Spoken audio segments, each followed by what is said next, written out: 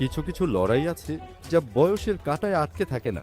Brazil Argentina এই নাম দুইটা যেন সেই রকমই এক অমর কাব্য, যেখানে প্রতিটা পাতায় লেখা থাকে হয় উল্লাসের গল্প, না হয় বুক ভাঙার দীর্ঘশ্বাস।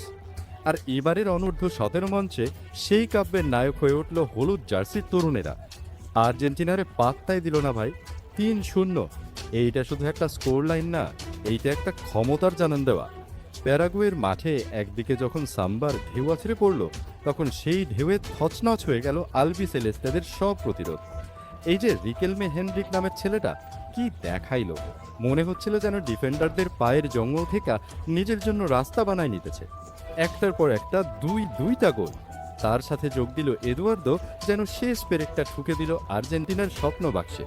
অন্যদিকে আকাশি সাদা জার্সি পরা ছেলেগুলার মুখ দেখলেই বোঝা যাইতেছিল তারা যেন মাঠের মধ্যে নিজেদের হারায় ফেলছে।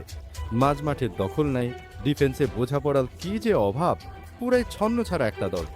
কিন্তু খেলার চেয়েও বড় আলোচনা হইল খেলা শেষের ঘটনা নিয়ে।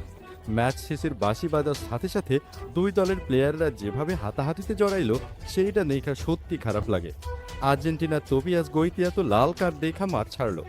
এই বয়সের পোলাপাইনের মাথায় এত রাগ, এত বিদ্বেষ কোত্থেকে আসে ভাই? কিন্তু দিন শেষে প্রশ্নটা থাইকাই যায়, এই যে চিরশত্রুতার আগুন, এইটা কি ছোটদের মাঝে ছড়ায় দেওয়াটা ঠিক?